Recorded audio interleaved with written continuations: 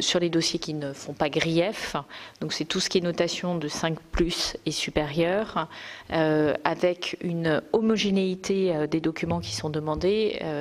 Effectivement, je crois qu'on est tous d'accord pour dire qu'un prévisionnel de trésorerie à 12 mois n'a pas de sens aujourd'hui, a fortiori s'agissant d'un commerce qui est fermé. Ce point est aujourd'hui clair entre nous et les banques. Il faut prendre en compte le fait que les banques partent d'un référentiel classique d'instruction de dossier et doivent faire face à un nouveau référentiel qui, avec une garantie d'État et avec des questions qui ne répondent pas à celles qu'elles posent d'habitude. Il est possible de demander la notation de la Banque de France lorsqu'on n'en dispose pas. Il est évidemment possible de faire appel à la médiation du crédit. Et effectivement, nous, notre dispositif de sécurité, c'est le FDES. Parce que lorsque vous êtes engagé par une garantie d'État à 100%, ça revient à faire un crédit direct de la part de l'État à l'entreprise. On a un système qui a fait la preuve de son efficacité, c'est le FDES, et qui pourrait être utilisé sur l'ensemble du territoire. Je voudrais préciser une chose sur le dispositif de garantie à 100% pour l'Allemagne. Il est réservé aux entreprises qui sont bénéficiaires depuis 3 ans. Donc ça ne correspond pas vraiment à un dispositif orienté vers les entreprises en difficulté. C'est peut-être la nuance qu'il faut avoir en tête. Sur le fonds de solidarité, nous avons effectivement pris en compte assez largement beaucoup de thématiques d'élargissement. La prochaine étape, ça sera clairement de faire un dispositif ou des dispositifs orientés. Le président de la République l'a annoncé dans son allocution de lundi, orientés sur le tourisme, la culture, l'événementiel, l'hôtellerie, restauration. Et les pistes qui sont examinées, c'est notamment un élargissement de cette approche à des entreprises dont la taille serait un peu supérieure à celle que nous retenons aujourd'hui comme très petite entreprise, donc moins d'1 million de chiffre d'affaires, moins de 10 salariés, pour avoir une réponse opérationnelle et concrète pour ces entreprises particulières. Sur le chômage partiel, je voudrais juste compléter sur un point pour avoir eu à traiter aussi ces dossiers avec Muriel Pénicaud. Il est clair que les demandes de chômage partiel de grandes entreprises sont examinées directement par le cabinet de la ministre et par la ministre elle-même qui va poser des questions sur mais pourquoi donc 40% de personnes en chômage partiel? À qui cela correspond-il? Quelle est la part de fonction support? Quelle est la part de fonction dans les boutiques, etc. Donc ce n'est pas un chèque en blanc qui est fait aux entreprises. Il faut également avoir en tête, s'agissant des entreprises qui sont dans le domaine du conseil, qu'en réalité toutes les prestations ont été arrêtées. Donc elles sont elles-mêmes confrontées à des situations, pour une partie d'entre elles, de chiffre d'affaires zéro. Si c'est du commissariat aux comptes, c'est plus inquiétant parce que théoriquement, c'est un peu le moment où elles doivent sortir les comptes et il y a un certain nombre d'entreprises qui en ont besoin d'avoir de la visibilité sur leurs comptes. En tout état de cause, comme l'a très bien dit Monsieur le Ministre, il y a des contrôles et il y aura des contrôles. Merci beaucoup. Alors, mes chers collègues, à moins que Olivier, non, il n'y avait pas vraiment de questions du... Donc, nous allons débuter la longue série de questionnements de mes collègues. On va évidemment les regrouper parce que j'en ai maintenant 16, donc ça va être très compliqué. Donc, j'attire vraiment l'attention de chacun sur la responsabilité à être concis. Jérôme Bacher, pour commencer, suivi d'Éric Bocquet. Jérôme. Oui, Monsieur le Président, Madame la Ministre, Messieurs les Ministres, merci.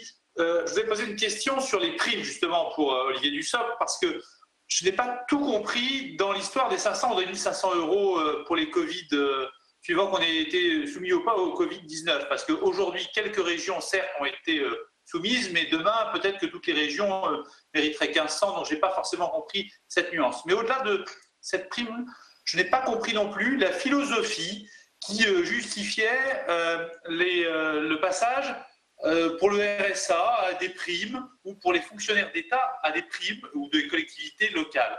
Je pense que chacun doit prendre son effort. Il y a le sujet particulier des soignants et on le comprend bien.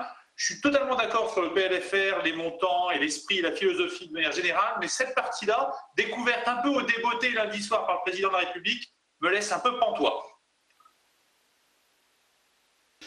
Merci, merci. Merci Jérôme. Éric Bocquet, puis Arnaud Bazin.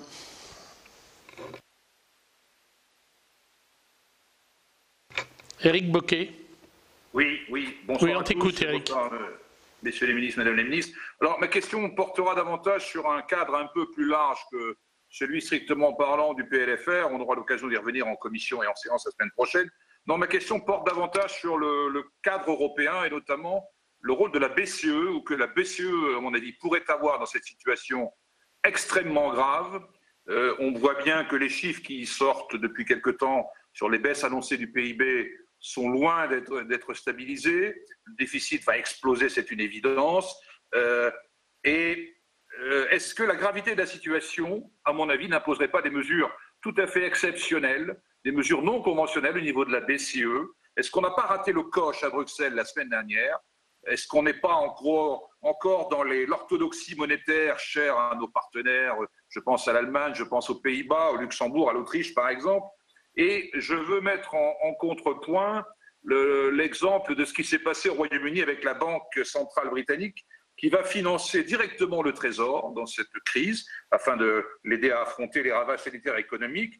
Donc c'est quand même un sacré tabou qui vient de tomber avec cette décision, un tabou de la doxa libérale que l'on connaît, à savoir l'indépendance des banques centrales et l'interdiction qu'il aurait faite de financer directement les États.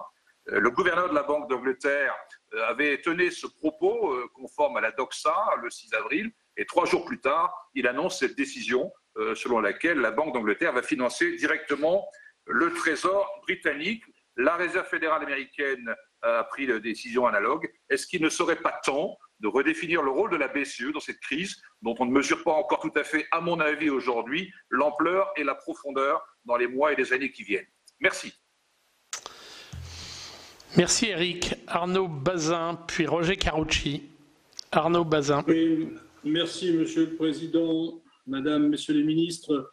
L'essentiel des mesures du premier PLFR visait certainement à assurer le maintien d'une trésorerie suffisante dans les entreprises, à l'exception des mesures de chômage partiel pour celles qui en relevaient du Fonds de solidarité. Mais certains secteurs d'activité sont surtout inquiets pour leur compte d'exploitation plus que sur leur trésorerie. Et ce deuxième PLFR doit avoir, à mon sens, comme objectif de resserrer le tamis de la raquette si on ne veut pas perdre trop d'entreprises en route. Ainsi, le secteur du bâtiment, où les marges sont habituellement faibles, rencontre des surcoûts lors de la reprise d'activité, difficultés, renchérissement d'approvisionnement, impossibilité de tenir les délais, baisse de productivité liée aux précautions sanitaires.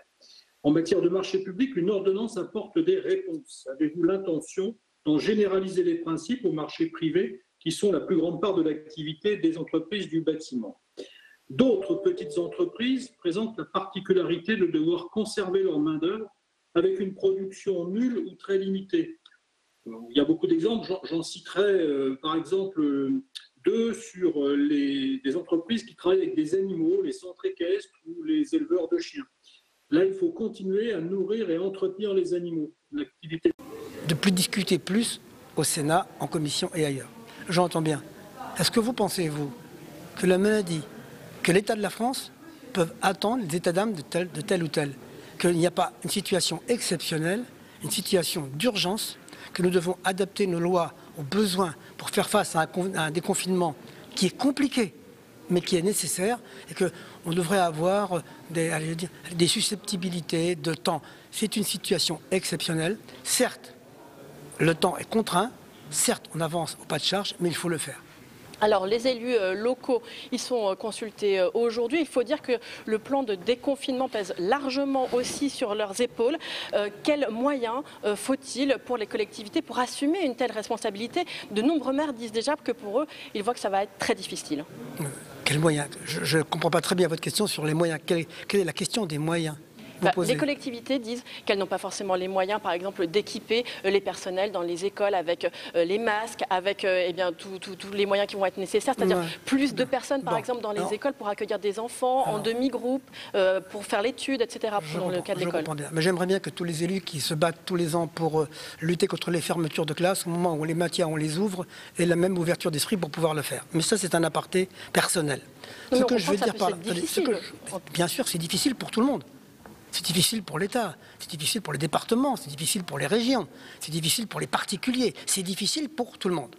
Mais moi, je salue l'engagement des maires qui sont très positifs. Ils ne sont pas dans la récrimination ou dans les doléances.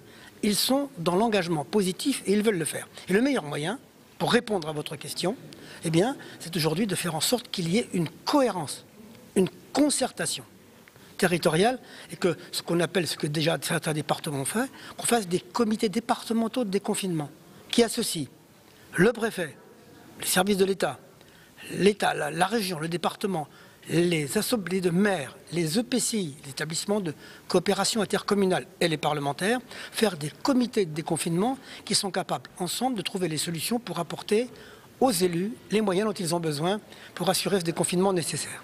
Est-ce que vous jugez qu'il y a eu suffisamment d'unité dans la prise de parole de l'exécutif jusqu'ici? Bien sûr, je pense à tous ces échos qu'il y a eu sur des dissensions qu'il y aurait eu entre l'Élysée et Matignon. Bon, je demande, parce que je connais, c'est cette idée de dissension entre l'Élysée et Matignon, ça m'a été infirmé par les deux partis.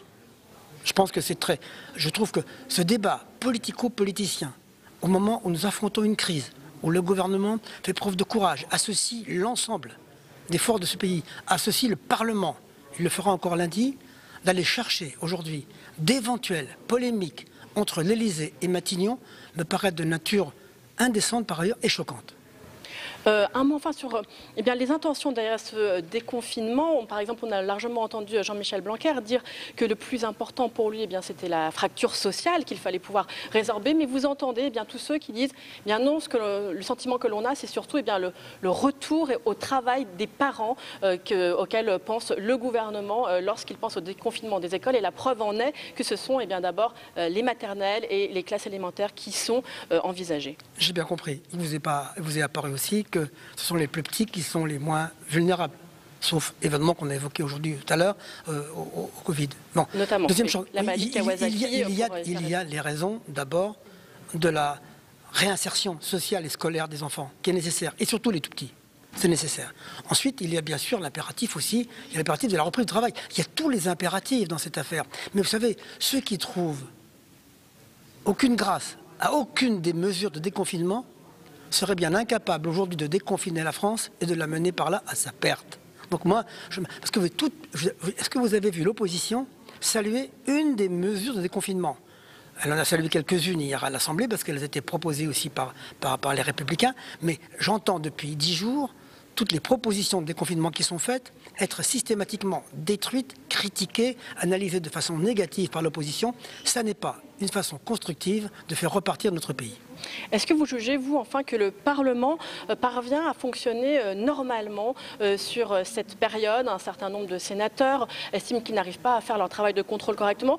Pour le coup, il n'y a pas forcément d'unanimité là-dessus. Certains jugent au contraire qu'ils ont réussi à faire un certain nombre d'auditions. Le fonctionnement du Parlement est-il pour vous satisfaisant? Écoutez, à ce que j'en juge par le nombre de réunions de commissions, et qui durent souvent très longtemps, par la présence personnelle des groupes représentés par leurs membres à la fois dans l'hémicycle et dans les commissions aujourd'hui, je n'ai pas le sentiment que le Parlement soit à l'arrêt. Il y a peut-être ceux qui aujourd'hui ne veulent pas qu'on déconfine et qui voudraient être très présents ici. Il y a des contradictions, il y a des mécontentements qui veulent s'opposer, qui peuvent se faire et qui sont des postures politiciennes.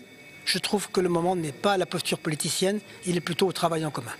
Eh bien, merci beaucoup François Patriat d'avoir répondu à mes questions. François Patriat, président du groupe de La République En Marche ici au Sénat, alors que vous entendez cette cloche, cette sonnerie qui retentit et qui annonce le début de cette séance de questions d'actualité au gouvernement après la séance qui a été consacrée hier au débat sur le plan de déconfinement à l'Assemblée nationale, la séance de questions d'actualité au gouvernement ce matin à l'Assemblée également à 11h. Et bien c'est maintenant au tour donc des sénateurs de questionner le gouvernement au sujet de ce plan de déconfinement, notamment, vous le voyez, pour l'instant Gérard Larcher qui devrait présider la séance n'est pas encore présent dans l'hémicycle. On attend que le président du Sénat arrive. Voilà, il est en train d'arriver. On voit les huissiers qui arrivent. Alors, je vous rappelle donc l'ordre du jour de cette séance de questions d'actualité au gouvernement.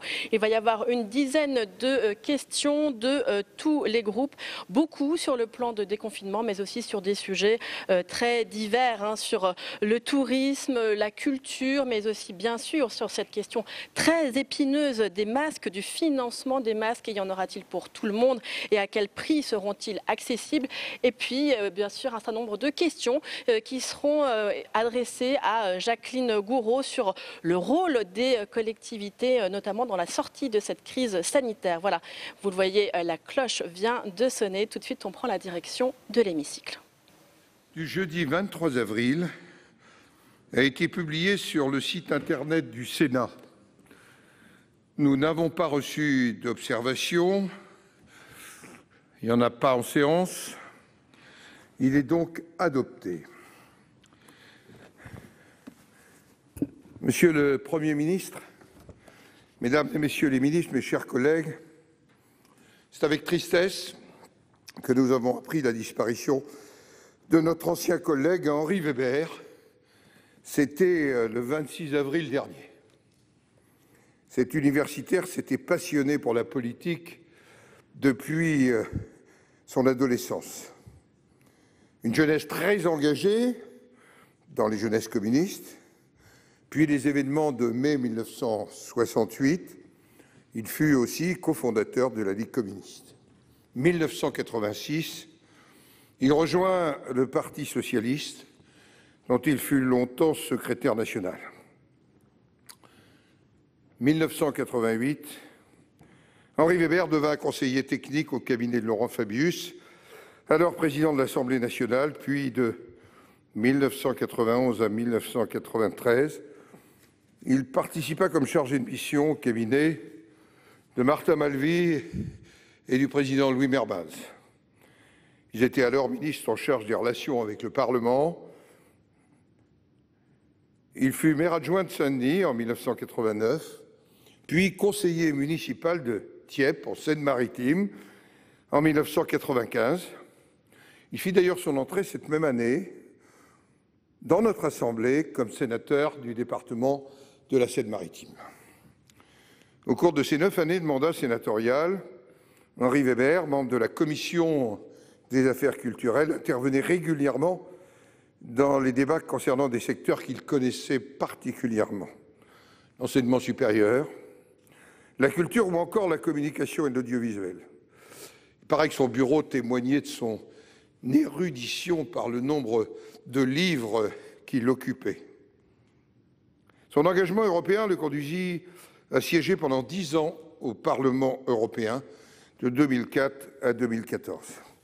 C'est vrai qu'avec lui disparaît une figure qui a marqué aussi notre vie politique, une personnalité dotée d'un sens de l'humour, je m'en souviens ici personnellement, un intellectuel érudit et passionné par les débats d'idées, qui avait pour devise d'agir en homme de pensée et de penser en homme d'action. Il avait acquis une forme d'autorité intellectuelle. Il fut aussi un combattant très déterminé contre le racisme. Au nom du Sénat, je voulais à la fois rappeler sa mémoire, lui qui a siégé ici, et j'en ai souvenir, et exprimer notre sympathie à son épouse Fabienne Servan-Schreiber, à ses enfants, à ses proches, à ceux qui ont partagé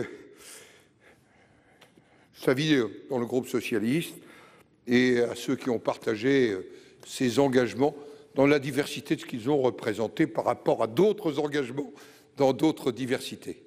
Je vous propose d'avoir un moment de recueillement.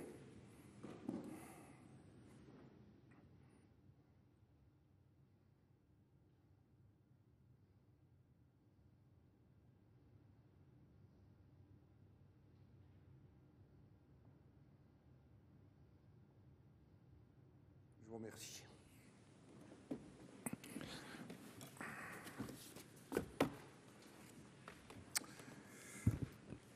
Monsieur le Premier ministre, Mesdames et Messieurs les ministres, mes chers collègues, notre ordre du jour appelle les questions d'actualité au gouvernement sous le format adapté que nous avons défini la semaine passée.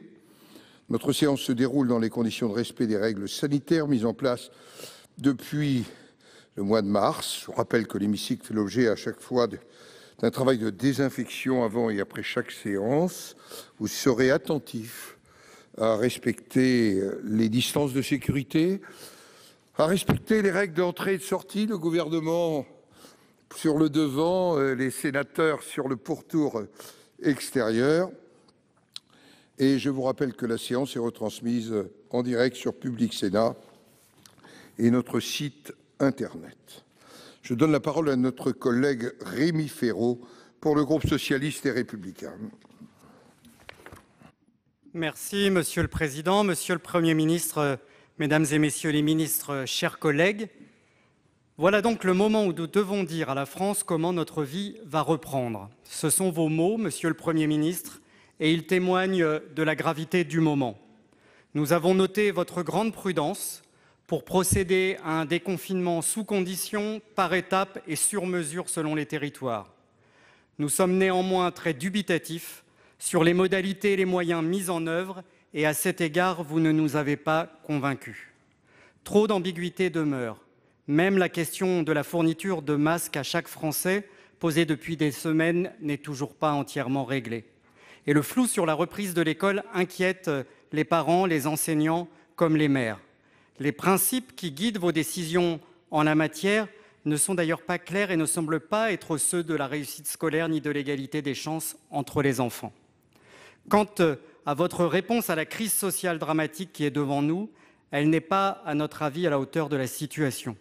Nous sommes encore plus inquiets quand nous entendons dès ce matin votre ministre du Travail envisager de durcir les conditions du chômage partiel au 1er juin ou votre volonté de maintenir la réforme de l'assurance chômage à la rentrée. Après vous avoir écouté attentivement hier, je voudrais donc vous poser 2 questions. Quand et comment allez-vous clarifier toutes les zones d'ombre qui demeurent encore, et en particulier pour l'école? Et allez-vous enfin mettre l'urgence sociale au cœur de votre politique face à cette crise? Et pour vous répondre, la parole est à Monsieur le Premier ministre. Vous avez la parole, Monsieur le Premier ministre.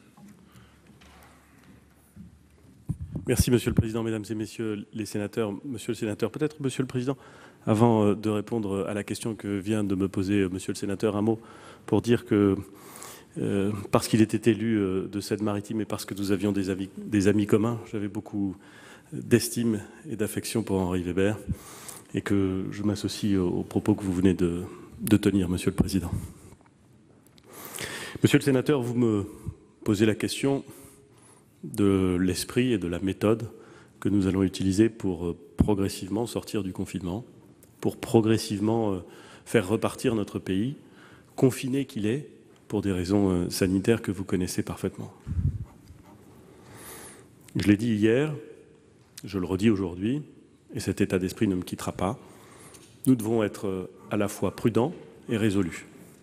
Prudents parce que le déconfinement, entre guillemets, est un processus risqué, et résolu parce que ne pas déconfiner le serait au moins tout autant.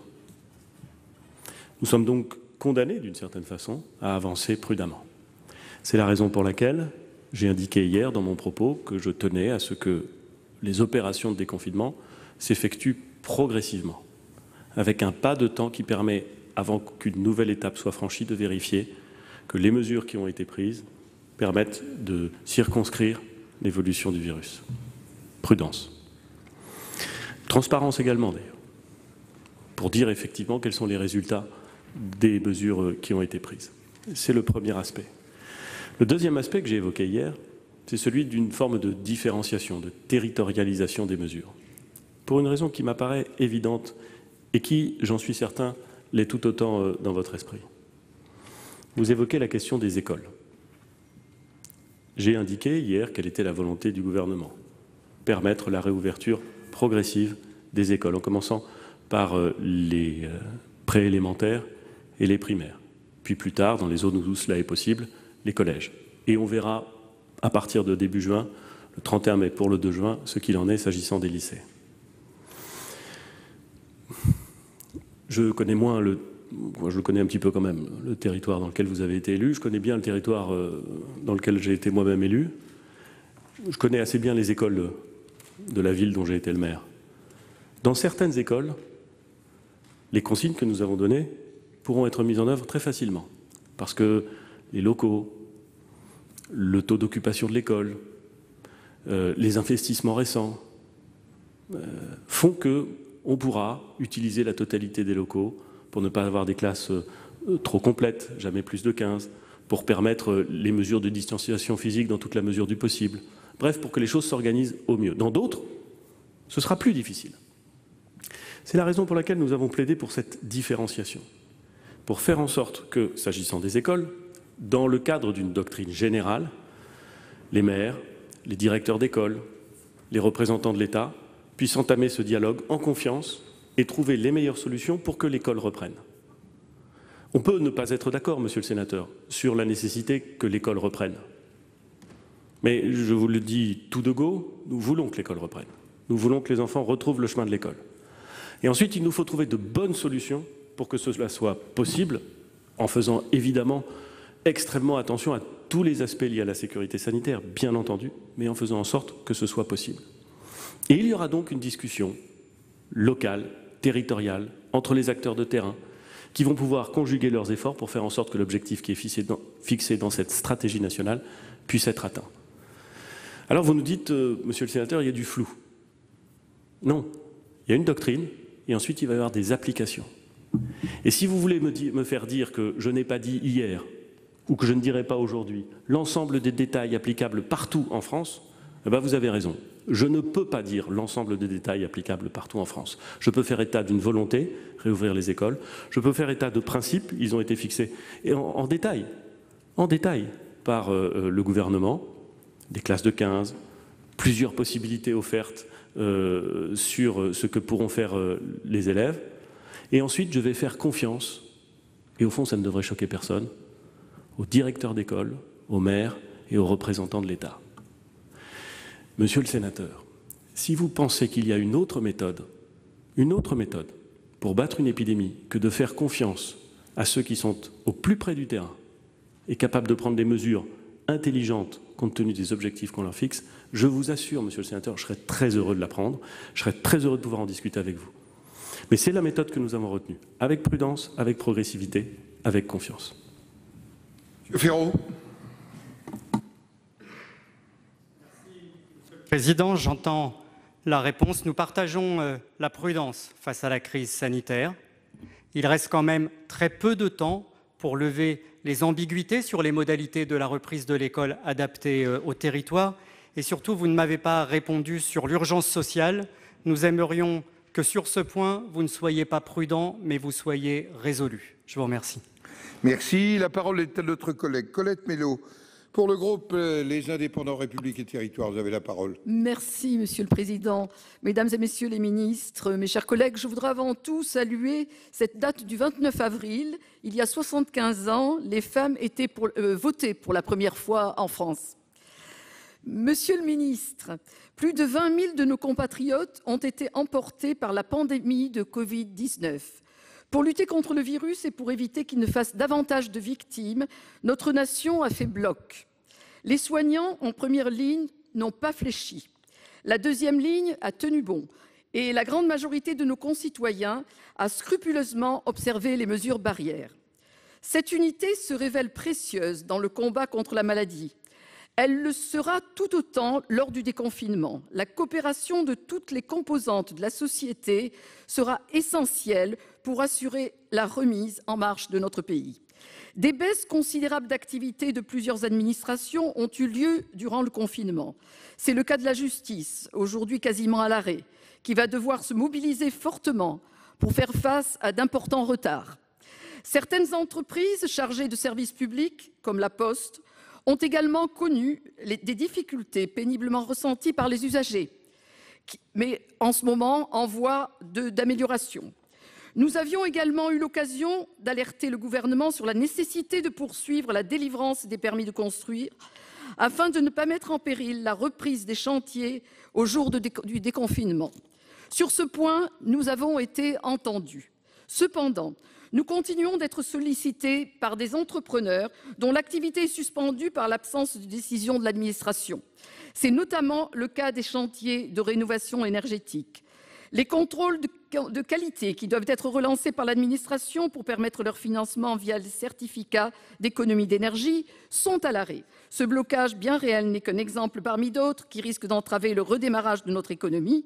Les entreprises ont besoin de visibilité et de flexibilité. Monsieur le ministre, pouvez-vous nous dire quelles mesures le gouvernement a-t-il prévues pour s'assurer que la reprise de l'activité administrative pourra accompagner celle de nos concitoyens ? Pour vous répondre, la parole est secrétaire d'État auprès du ministre de l'Action publique et des Comptes publics, Monsieur Dussopt. Vous avez la parole, Monsieur le ministre. Merci, Monsieur le Président, Mesdames et Messieurs les sénateurs, Madame la sénatrice Mélot. Vous avez indiqué dans votre question que certaines administrations ont dû ralentir leur activité pendant la période de confinement, et c'est la réalité du fait de la mise en œuvre des plans de continuité d'activité. Au-delà des difficultés que vous avez évoquées, auxquelles nous avons apporté des réponses, souvent par voie d'ordonnance, je veux avant tout retenir le formidable engagement des agents publics dans cette période et dans les 3 versants. Agents publics de la territoriale, de l'hospitalière bien sûr, agents publics de l'État, qui ont fait face à la fois pour garantir la mise en œuvre des plans de continuité d'activité, de faire en sorte que les fonctions essentielles des administrations soient remplies, tenues, agents qui se sont aussi investis par un développement sans nulle comparaison du télétravail, puisque nous estimons pour la fonction publique d'État qu'un agent sur 4 aujourd'hui est en télétravail et sert son administration à distance pour garantir la continuité des services. Nous l'avons fait avec les partenaires sociaux. Chaque semaine, j'échange avec les 9 organisations syndicales, avec les directeurs des ressources humaines des ministères, avec les employeurs territoriaux, pour apporter semaine après semaine des réponses et garantir aussi la protection des agents. Aujourd'hui, il faut envisager la reprise et le rebond de notre pays. Nous le faisons avec le même souci du dialogue. J'étais encore ce matin avec les organisations syndicales et les DRH. Je serai demain avec les employeurs territoriaux pour apporter des solutions parfois très techniques en matière de titularisation et de maintien des calendriers de titularisation, de décalage des concours d'accès aux écoles de services publics, en matière de normalisation dans la gestion des trains de paye ou encore de déplafonnement des comptes épargne-temps pour accompagner la reprise et faire en sorte qu'il n'y ait pas de blocage. Nous l'accompagnons aussi de manière plus générale puisque l'ensemble des ministères a dû formaliser des plans de reprise d'activité. Plan de reprise d'activité qui décrit comment progressivement l'administration va reprendre toute sa place. Plan d'activité qui s'inscrivent évidemment en cohérence et en coordination avec l'intégralité des orientations fixées par le Premier ministre devant l'Assemblée hier après-midi. Plan de reprise d'activité dont nous assurons aussi la cohérence d'un point de vue interministériel. Il est essentiel que l'administration retrouve sa place. La fonction publique représente un actif sur 5. C'est à la fois une force de travail, un soutien, et nous avons vu pendant cette crise l'importance de ce soutien pour la continuité de la vie de la nation. Demain, nous verrons l'importance de son soutien pour le rebond de tout notre pays. Merci. La parole est maintenant à Madame Catherine Dumas pour le groupe Les Républicains. Vous avez la parole, ma chère collègue. Merci, Monsieur le Président, Mesdames et Messieurs les ministres, mes chers collègues. Tout d'abord, je voudrais aller dans le sens de ma collègue Colette Mélot, bien entendu sur le droit de vote des femmes, et je ne peux pas m'empêcher de dire que c'est aussi grâce à une ordonnance du général de Gaulle. Monsieur le Premier ministre, ma question s'adresse à vous. Si votre propos hier a laissé entrevoir un possible déconfinement pour de nombreuses activités économiques, certes assorties de conditions qui méritent d'être précisées, l'horizon d'un retour à une situation normale s'est éloigné pour les festivals, les salles de concert, les théâtres, les cinémas. Il en est de même pour les restaurants, les cafés, les hôtels, les campings, les parcs d'attractions, les voyagistes. L'avenir pour eux reste vraiment très incertain. Ces secteurs économiques sont très largement composés d'un tissu de PME, d'indépendants, et la crise sanitaire leur a déjà mis un genou à terre. Une vague de faillites et de disparitions est malheureusement à craindre. Rien que pour le tourisme, c'est plus d'1 million de salariés concernés dans notre pays, 8% de notre PIB. Les industries culturelles, quant à elles, contribuent 7 fois plus au PIB que l'automobile. Alors, Monsieur le Premier ministre, lors de la loi de finances rectificative, vous avez refusé la proposition du Sénat d'annuler les charges qui pèsent sur ces entreprises, préférant maintenir un simple report de charges et annonçant des discussions avec les différentes parties. Avec vos propos d'hier, je ne doute pas que face au drame qui s'annonce, vous finissez par suivre le Sénat. N'attendez pas, Monsieur le Premier ministre, annoncez ces mesures dès maintenant. Les restaurateurs, les directeurs de théâtre et tous les autres sont inquiets et pour eux, le bout du tunnel reste encore lointain, très lointain.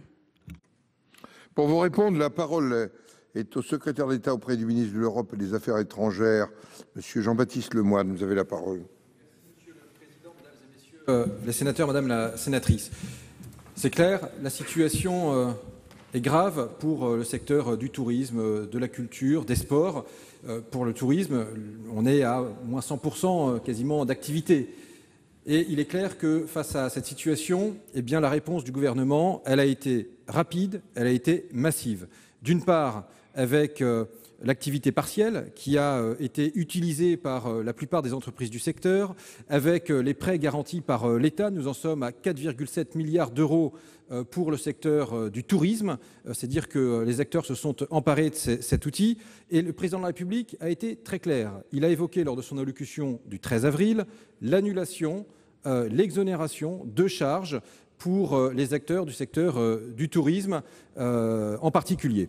Il l'a réaffirmé vendredi dernier. Et donc, cette mesure, elle va être mise en place pour les mois de mars à juin. Et par ailleurs, au-delà de cette période, comme le déconfinement est progressif et que la reprise des activités touristiques ou culturelles va être progressive, il va falloir continuer d'accompagner ces acteurs. C'est pourquoi nous préparons un certain nombre de mesures d'accompagnement, de soutien, de relance du secteur qui seront présentées lors du comité interministériel pour le tourisme auquel vous participez sous la houlette du Premier ministre. Ce sera le 14 mai prochain.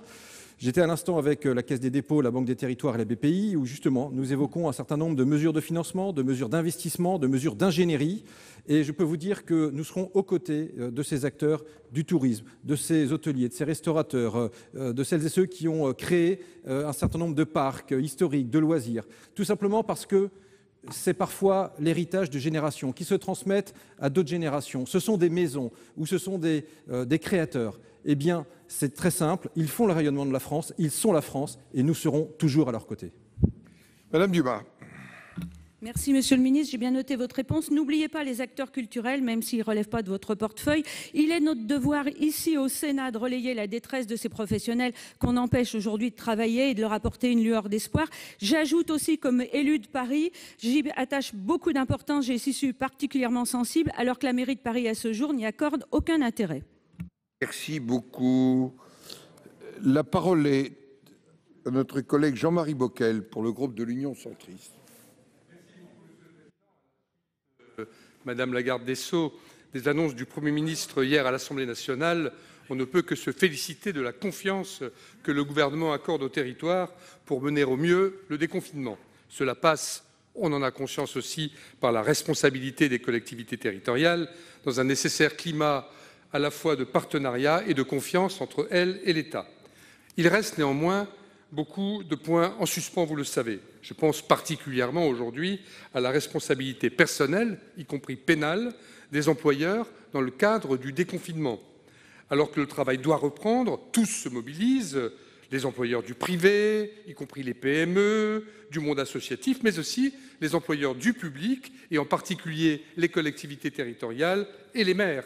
Et ils s'organisent de leur mieux pour permettre à leur personnel de reprendre leur poste dans le strict respect des consignes sanitaires que le gouvernement a établies et avec les moyens matériels dont ils disposent. Toutefois, on le sait tous, le risque zéro n'existe pas. En particulier, certaines décisions qui devront tôt ou tard être prises, telles que la réouverture progressive des écoles, on vient d'en parler, suscitent des craintes parmi les élus, du fait aussi, pas seulement, mais aussi, du risque juridique qu'ils seront amenés à prendre. C'est d'ailleurs l'esprit de la proposition de loi déposée cette semaine par notre collègue Hervé Maurey. Je note également la problématique du respect des règles sanitaires parmi les gens du voyage et leur installation dans les zones d'accueil. Face aux inquiétudes persistantes, envisagez-vous un éventuel aménagement des règles de responsabilité, hors le cas de faute grave, dans un contexte d'état d'urgence sanitaire prolongé? Pour répondre, la parole est à Madame la garde des Sceaux, ministre de la Justice. Vous avez la parole, Madame la ministre. Merci, Monsieur le Président, Mesdames les sénatrices, Messieurs les sénateurs. Votre préoccupation, Monsieur le sénateur Bockel, rejoint celle du gouvernement.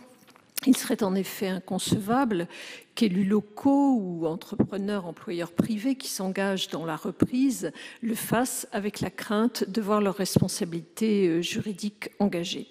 Et sur ce point, je souhaiterais pouvoir vous rassurer. Les règles qui sont posées par le Code pénal pour engager la responsabilité des élus locaux ou des employeurs privés pour mise en danger de la vie d'autrui ou bien pour homicide ou blessures involontaires, ces règles sont restrictives. Elles reposent sur la recherche d'un comportement sciemment dangereux, d'une prise délibérée d'un risque au mépris de la sécurité des autres. La responsabilité pénale ne peut donc être recherchée que sur la base soit d'une faute délibérée, en cas de violation délibérée d'une loi ou d'un règlement qui pose une obligation particulière de prudence ou de sécurité, soit d'une faute caractérisée en l'absence de normes, ce qui signifie dans ce cas qu'il faut avoir conscience de la mise en danger d'autrui en s'affranchissant de ce que le bon sens impose. En matière de droit du travail, c'est-à-dire de responsabilité civile, l'Assemblée plénière de la Cour de cassation juge que l'employeur qui prend les mesures de prévention nécessaires respecte ses obligations légales en matière de protection de la santé des salariés. Autrement dit, l'obligation de l'employeur n'est pas une obligation de résultat, mais une obligation de moyens renforcés. Au regard de ce cadre juridique, Monsieur le sénateur, je ne vois pas comment les élus locaux ou les employeurs qui donneraient les instructions nécessaires afin d'assurer notamment le respect des gestes barrières et des dispositifs de sécurité pourraient voir leurs responsabilités engagées. Si des clarifications textuelles apparaissaient nécessaires, bien évidemment, nous pourrions y réfléchir avec vous. Monsieur Bockel. De moyens renforcés, oui. Je profite pour dire à l'ensemble du gouvernement et au Premier ministre qu'en accord avec le président du Sénat au niveau de la délégation aux collectivités locales et après avoir auditionné les grandes associations, maires de France, départements, régions, nous sommes en train de finaliser, après les annonces d'hier, un protocole avec 12 mesures prioritaires que nous allons proposer au gouvernement pour être vraiment au niveau du Sénat et des associations dans ce partenariat que vous avez souhaité. C'était le moment de le dire. Merci. Merci, Monsieur le Président. La parole est maintenant à notre collègue Alain Richard pour le groupe de La République En Marche. Vous avez la parole.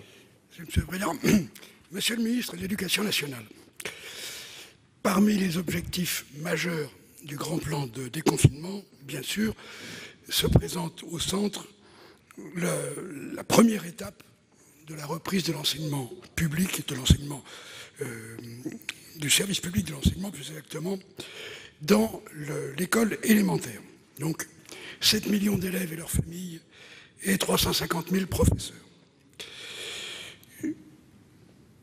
Aujourd'hui encore, subsiste, et nous en recevons témoignage de nos collègues amis et élus locaux, subsistent quelques difficultés de compréhension.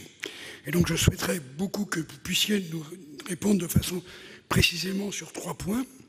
Donc le protocole sanitaire applicable va être publié vendredi. Est-ce qu'il comportera des préconisations, à mes yeux nécessaires, pour les activités périscolaires, et notamment le nettoyage des salles, la restauration et les activités de garderie? Deuxièmement, l'annonce sera faite aux familles des enfants qui sont invités à venir à l'école, mais je pense que cette annonce devrait aller plus loin que la semaine immédiatement à venir, mais prévoir au moins les 2 semaines suivantes, de manière que les familles puissent s'organiser.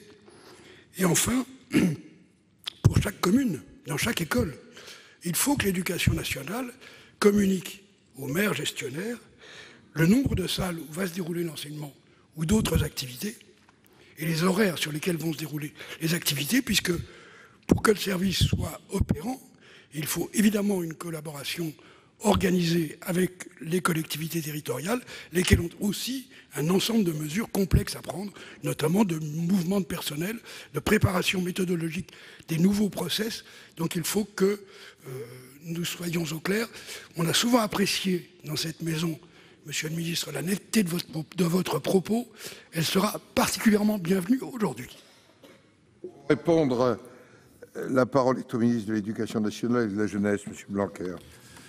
Monsieur le Président, Mesdames et Messieurs les sénateurs, Monsieur le sénateur Alain Richard, votre question permet de voir le spectre des choses qui concernent ce déconfinement scolaire. Premier élément, le protocole sanitaire. Ce protocole sanitaire, vous l'avez dit, il sera diffusé vendredi. On est dans la dernière ligne droite avec consultation des associations d'élus, des organisations syndicales. Bien entendu, il est surtout basé sur le travail du conseil scientifique et des autorités sanitaires. Il est indépassable, autrement dit, si on ne le respecte pas, on n'ouvre pas une école ou un établissement. Ce protocole, je l'ai là, il a été travaillé avec le bureau Veritas pour avoir des fiches très claires sur chacun des sujets et sur les sujets que vous évoquez, comme la cantine, l'internat, toute la désinfection des locaux. Tous ces points sont traités et donc on doit les respecter. C'est le sujet le plus national en réalité et le plus cadrant des trois sujets. Deuxième sujet, c'est la doctrine d'accueil, c'est-à-dire quels sont les enfants qui viennent, quand, comment.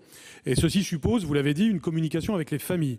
Ce que je demandais aux recteurs et aux DAZEN, et avec eux à l'ensemble des acteurs de l'éducation nationale, c'est de faire ce que nous avons réussi à faire pendant le confinement, c'est-à-dire communiquer avec les familles.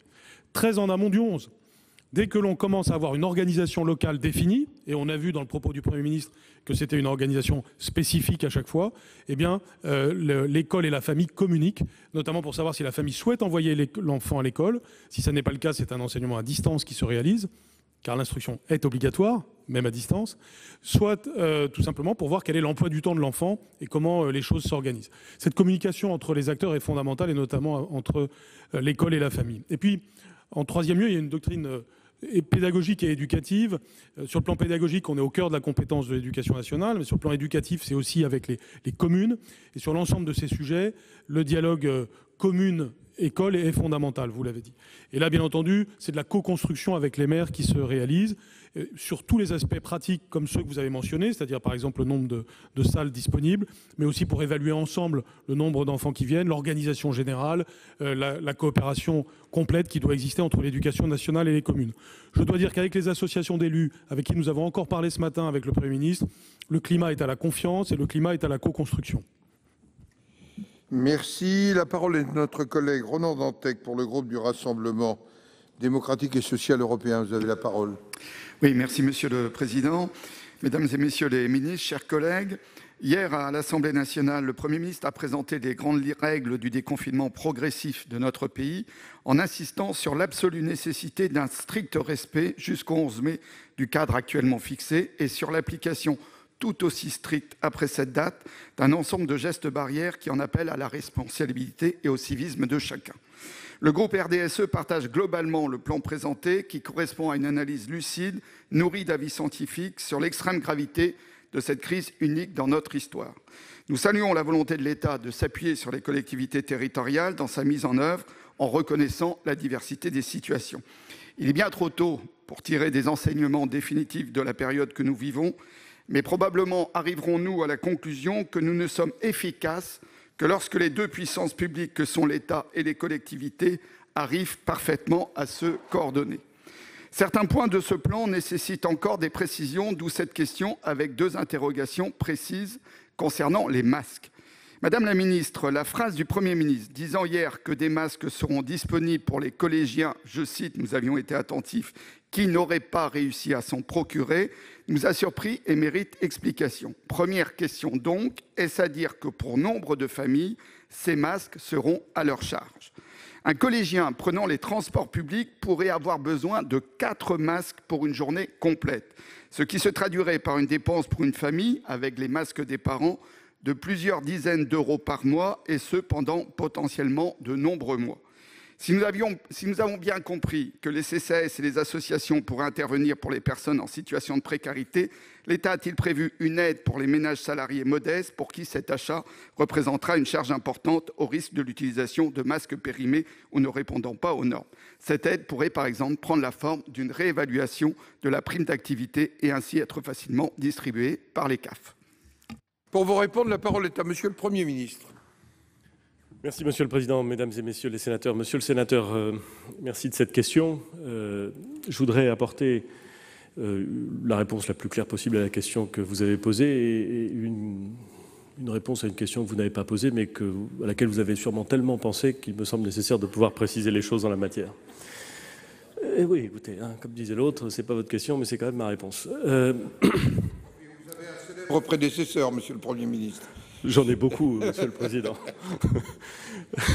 Monsieur le sénateur, donc, sur la question de la distribution des masques aux collégiens, nous l'avons dit, les masques seront, le port du masque sera obligatoire pour les professeurs, bien entendu, quels que soient les niveaux d'enseignement, et à partir de la 6e et 5e, au moment de la rentrée des classes, pour les collégiens. Bien entendu, c'est l'Éducation nationale, l'État, qui fournira les masques. Le sens de mon propos hier, c'était de dire, et c'est important de bien le comprendre, que s'agissant des collégiens, évidemment, l'État fournira les masques, mais que nos concitoyens vont fabriquer des masques, vont disposer de masques que certains acteurs, les employeurs, les associations, les collectivités territoriales vont mettre à leur disposition et vont acheter des masques. Ils vont les acheter dans la grande distribution, dans les pharmacies, dans tous les réseaux où on peut acquérir cet instrument qui sera parfois obligatoire dans certains cas, parfois recommandé et dont l'usage ne sera dès lors pas nécessairement obligatoire. Donc, sur cette question, je veux vous rassurer, dire les choses le plus clairement possible.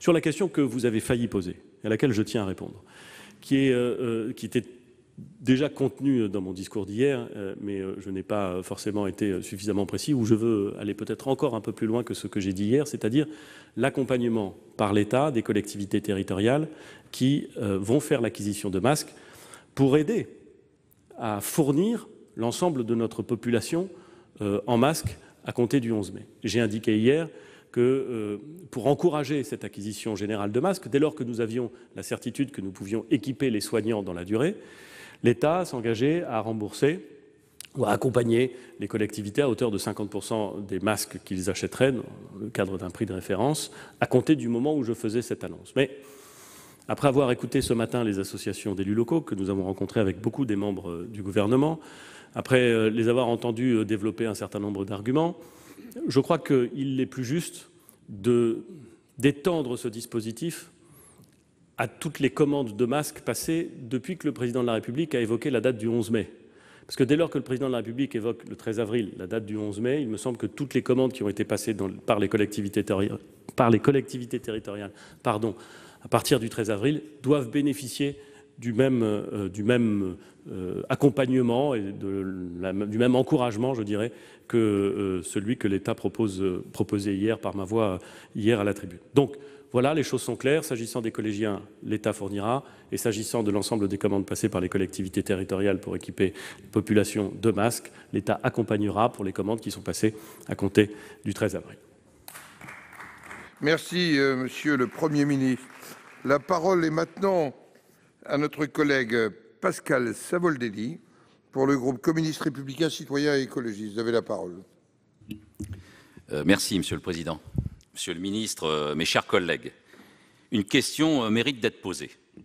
Si personne ne souhaite, ni le Président de la République, ni votre gouvernement, ni le Parlement, ni les élus locaux, ni les Français et les Françaises vivre une deuxième vague d'épidémie et en porter la responsabilité, l'état d'urgence sanitaire peut-il justifier un confinement de la démocratie? Dès le 20 mars, nous avons exprimé nos plus vives réserves sur un transfert massif des prérogatives du Parlement vers l'exécutif. Notre inquiétude a été malheureusement fondée. Depuis cette date, le Parlement est réduit au rôle de figurant. De visioconférence en visioconférence, notre pouvoir de contrôle est mis en scène pour tenter de masquer la réalité. Le Président a décidé, le Parlement est écarté du débat. Les ordonnances sont prises pour de multiples projets de loi déposés pour être immédiatement adoptés. Quand nous questionnons ou nous proposons, c'est cause toujours. Et quand je dis le « nous », ce n'est pas l'exclusivité de notre groupe. Emmanuel Macron, bien seul, mais il en a fait le choix, a décidé d'un processus de sortie du confinement le 11 mai. Je le cite, quoi qu'il en coûte. Seul, il n'a pas décidé, en tout cas, des mesures d'ampleur pour produire les masques, les tests, les médicaments et en assurer le suivi. Avec mon groupe, je vous demande, Monsieur le Premier ministre, de rendre le pouvoir au Parlement. L'épisode d'hier à l'Assemblée nationale n'est pas acceptable.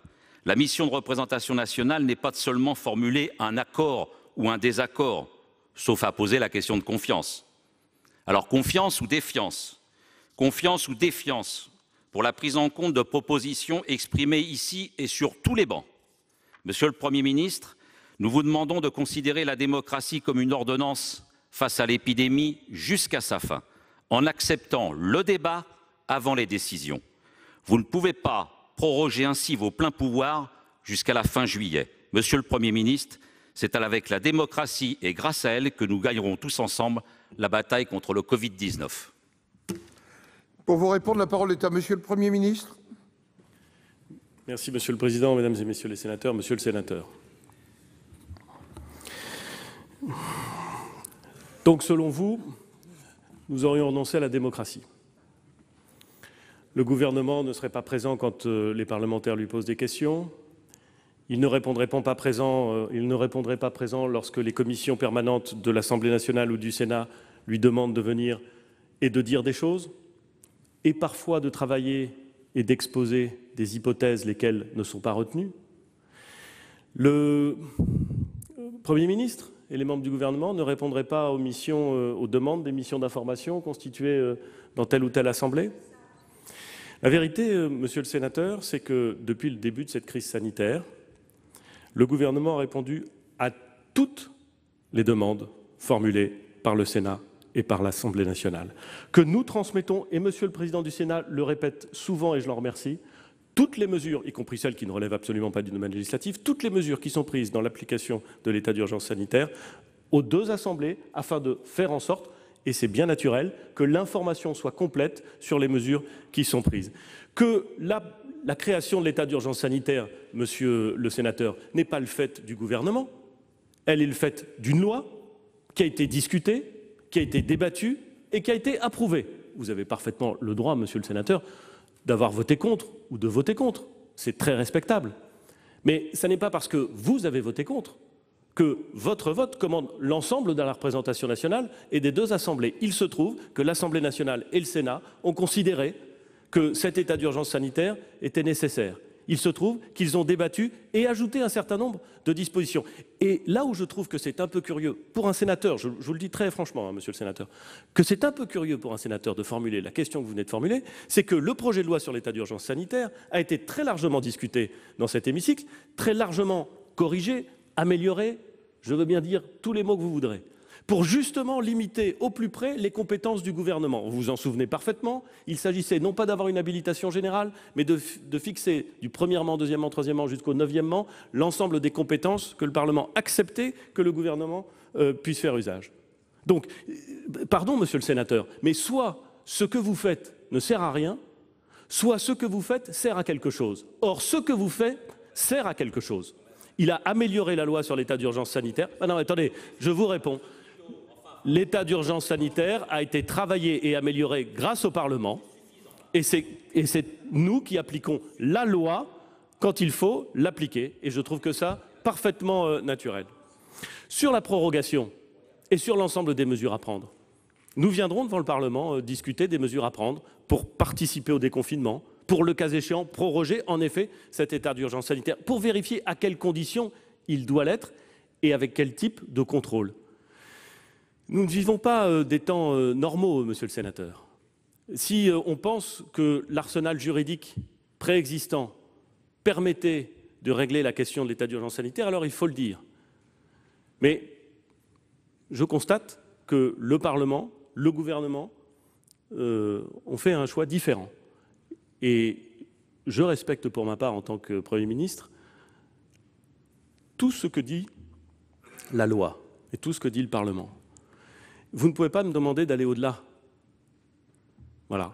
Nous respectons la loi, nous respectons scrupuleusement la Constitution. Je me suis exprimé hier devant l'Assemblée nationale en faisant usage des dispositions de l'article 50-1. Monsieur le sénateur, j'aurais parfaitement pu, je ne dis pas que ça aurait été mieux, je pense que ça aurait été moins bien, j'aurais parfaitement pu aller faire ça dans une conférence de presse à la télévision. J'aurais tout à fait pu le faire. J'aurais mis des cartes derrière moi, j'aurais mis des chiffres derrière moi, ça aurait été plus clair pour les Français peut-être. Je l'ai fait à l'Assemblée nationale. Parce que l'Assemblée nationale, comme le Sénat bien entendu, c'est le lieu où on débat des sujets d'intérêt nationaux. C'est le lieu où on peut prendre une position. Je l'ai dit hier, monsieur le sénateur, les parlementaires, ce ne sont pas des commentateurs de l'action publique. Ils prennent une position politique. Ils sont pour c'est respectable, ils sont contre, c'est respectable, ils s'abstiennent, c'est respectable, mais en tout cas, ils ne commandent pas, ils votent. C'est une mesure de respect vis-à-vis de l'Assemblée nationale, c'est une mesure de respect vis-à-vis du Parlement. Je l'assume, je le défends, et franchement, monsieur le sénateur, je suis certain qu'on pourrait se retrouver sur ce point. La parole est maintenant de notre collègue Stéphane Piednoir pour le groupe Les Républicains. Monsieur le Président, Mesdames et Messieurs les ministres, mes chers collègues, Monsieur le Premier ministre, hier, vous avez, lors de votre déclaration à l'Assemblée nationale, esquissé les conditions du déconfinement scolaire, question qui est évidemment au cœur des préoccupations des familles.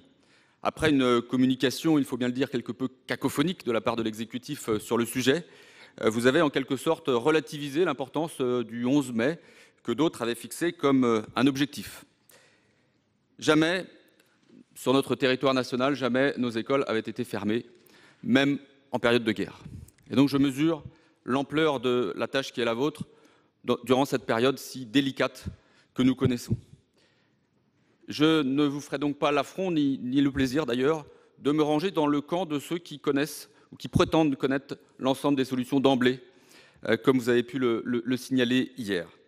Tout au plus, me permettrai-je d'attirer votre attention sur un certain nombre de questions qui restent en suspens et qui méritent, de mon point de vue, des éclaircissements. D'abord, comment concilier l'urgence pédagogique vis-à-vis des décrocheurs, alors que le retour en classe est basé sur le volontariat?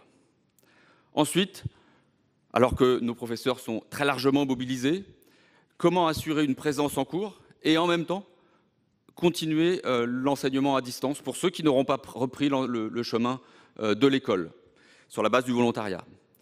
Par ailleurs, un certain nombre de questions concernent aussi directement les compétences des collectivités locales et méritent qu'elles soient éclaircies parce que beaucoup d'élus nous interrogent.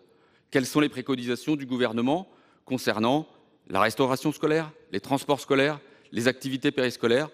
Qui fournira les masques? Qui les paiera? Toutes ces questions sont importantes et il ne faudrait pas que l'on fasse porter uniquement sur les épaules des maires la charge de la gestion de cette crise. Je suis convaincu, comme nombre de mes collègues, que les maires feront tout ce qu'ils peuvent, mettront tout en œuvre pour réussir ce déconfinement, mais ils ne peuvent pas être tenus responsables d'éventuelles contaminations qui auront lieu au sein des établissements scolaires. Sur ce dernier point en particulier, Monsieur le Premier ministre, pouvez-vous leur apporter une quelconque garantie? Je vous remercie. Pour vous répondre, la parole est à Monsieur le ministre de l'Éducation nationale et de la jeunesse, Monsieur Blanquer. Monsieur le Président, Mesdames et Messieurs les sénateurs, Monsieur le sénateur Piednoir, beaucoup de questions pour 2 minutes, mais je vais y répondre. Et je crois que d'abord vous répondre sur la question de méthode. Dès le début, le gouvernement a affiché une méthode. Celle-ci est de poser des hypothèses, de recueillir des réactions, et notamment celle du Parlement, d'en tenir compte pour de nouvelles hypothèses, de revenir devant et de continuer ainsi à préciser les choses. C'est exactement ce qui se passe tout au long du mois d'avril. Un point clé était le discours du Premier ministre hier, et nous avons encore du travail sur certaines précisions, comme nous l'avons fait ce matin avec les associations d'élus, comme nous le faisons en vous écoutant si vous avez des solutions sur certains des points. Néanmoins, maintenant, le degré de précision est assez fort sur les 3 domaines que j'ai déjà évoqués, c'est-à-dire le protocole sanitaire. Sur le protocole sanitaire, vous avez une réponse sur chacun des points que vous avez mentionnés, cantine, internat, cours de récréation, à bord des établissements. Tout ceci est réglé, sera une référence nationale et donc je crois que c'est très clair. Sur le sujet du décrochage et de la lutte contre le décrochage, je crois que votre parti parle d'obligations scolaires. J'en déduis que vous prônez l'idée que nous allions chercher les enfants dans les familles, nous les emmenons à l'école, même si les familles ne veulent pas, ce serait tout simplement pas applicable. Donc soyons raisonnables. J'ai entendu dire cacophonie aussi, parce que le président aurait dit quelque chose de différent de ce que j'aurais dit. C'est faux. Le président a dit exactement ce que j'avais commencé à annoncer précédemment à l'Assemblée nationale, c'est-à-dire le fait que, en réalité, la seule chose que l'on peut dire dans de telles circonstances, c'est-à-dire l'instruction est obligatoire. Si elle est obligatoire, ça signifie que soit l'élève va à l'école physiquement, ce que nous souhaitons, soit il y a un enseignement à distance garanti. Et oui, notre priorité sera d'aller chercher au maximum ces 4% d'élèves décrocheurs que nous avons eus pendant le confinement, ce qui au passage est un des meilleurs chiffres d'Europe. C'est encore trop élevé, mais c'est un des meilleurs chiffres aujourd'hui. Et puis enfin, en troisième lieu, vous vous demandez comment va s'organiser la communication avec les familles. J'ai commencé à le dire, nous allons être très attentifs à ça, il faut une personnalisation des parcours. Ce que nous voulons, c'est qu'il y ait une sorte de feuille de route, niveau par niveau, élève par élève, pour le mois de mai et juin, parce que oui, ce mois de mai-juin 2020 est forcément très différent de tout ce que nous avons connu et nous sommes en ce moment en train de le co-construire avec tous les acteurs, non seulement de l'éducation, mais de la société française. Je vous remercie. Merci, Monsieur le Ministre. La parole est maintenant à notre collègue Corinne Féret pour le groupe socialiste et républicain. Vous avez la parole. Merci, Monsieur le Président, Madame la Ministre, mes chers collègues. Si vous le permettez, Monsieur le Président, je souhaiterais remercier le Premier ministre au nom du groupe socialiste et républicain pour les propos qu'il a tenus à l'égard d'Henri Weber. La gestion de la crise sanitaire et de ses conséquences tant sociales qu'économiques met en lumière le rôle primordial des collectivités territoriales et des élus locaux. Et je veux ici saluer l'engagement de ces femmes et ces hommes et les remercier de leur action au quotidien pour leur population. Tandis que l'État peine à arrêter des orientations claires et à fournir des tests à la population, des masques et équipements personnels mobilisés, ce sont les collectivités qui pallient les manques, assurent la continuité des services, la continuité de l'État. Hier, le Premier ministre a reconnu le rôle essentiel que jouent les élus locaux dans cette crise. Ce matin, il a rencontré les associations d'élus dans un exercice étrange, une concertation a posteriori des décisions. En leur confiant les clés d'un déconfinement territorialisé, il a augmenté la pression qui pèse sur leurs épaules. La reconnaissance est une bonne chose, mais ce dont ils ont besoin, c'est de moyens pour assurer leur mission. Or, cette crise pèse lourdement sur les finances des collectivités. En métropole comme dans les territoires ultramarins, le confinement a provoqué un effondrement des recettes. Et je pense notamment pour les communes touristiques, quand on parle de taxes de séjour, taxes de casino, c'est le cas dans mon département du Calvados, et également une explosion des dépenses. Le Sénat a chiffré l'impact sur les finances locales à hauteur de 4,9 milliards. Et ces difficultés ne sont pas liées au seul confinement et se prolongeront encore longtemps avec la baisse des DMTO, de la CVAE. Le groupe socialiste et républicain tire donc la sonnette d'alarme. Il n'est pas raisonnable de vouloir transférer des responsabilités aux collectivités territoriales dans un flou général et sans moyens. Aussi, Madame la Ministre, ma question est simple. Quels moyens allez-vous proposer pour épauler les collectivités? Je vous remercie. Pour vous répondre, la parole est à la ministre de la Cohésion des territoires, des relations avec les collectivités territoriales. Madame Gourault, vous avez la parole. Madame la sénatrice Corinne Féret, je voulais vous dire, j'ai une conviction absolument profonde, c'est que l'État et les collectivités territoriales doivent travailler ensemble. Une conviction chevillée au corps, je dirais, je n'ai pas besoin de vous expliquer pourquoi. Deuxièmement, la réunion de ce matin avec les associations d'élus n'avait rien d'étrange. Elle était prévue, bien sûr, au lendemain du discours du Premier ministre, justement, puisque nous avons toujours dit qu'il y aurait un cadre et qu'ensuite les politiques seraient déclinées sur le plan local. Et je voulais vous préciser que nous avons mené, avant la réunion de ce matin, énormément de réunions avec les élus locaux et les associations d'élus auparavant pour préparer cette période. Vous parlez particulièrement des problèmes financiers des collectivités locales dans un deuxième temps. Nous sommes tout à fait conscients, bien sûr, des difficultés. D'ailleurs, nous avions pris, dès le début de la crise du Covid, des décisions pour faciliter, au fond, notamment les dépenses imprévues, comme on dit dans les budgets des collectivités territoriales, avec des facilités de lignes de crédit. Voilà, nous avions déjà facilité et nous avions demandé au préfet de mobiliser des avances de fiscalité ou de dotation en cas de besoin pour que des communes ne soient pas en difficulté. Bien sûr, la deuxième chose que je voulais vous dire, il va y avoir les dépenses supplémentaires liées à la mise en place du déconfinement.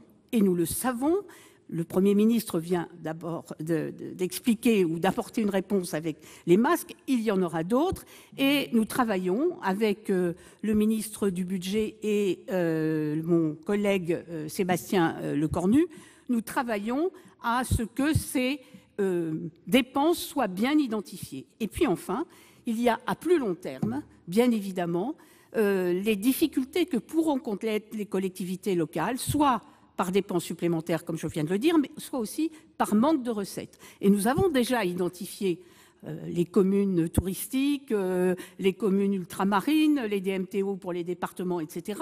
Nous avons identifié, et d'ailleurs, le Premier ministre a confié une mission au député Cazeneuve, l'homologue de notre ami Bockel du Sénat, pour évaluer la situation des collectivités territoriales. Et c'est tous ensemble que nous apporterons une réponse.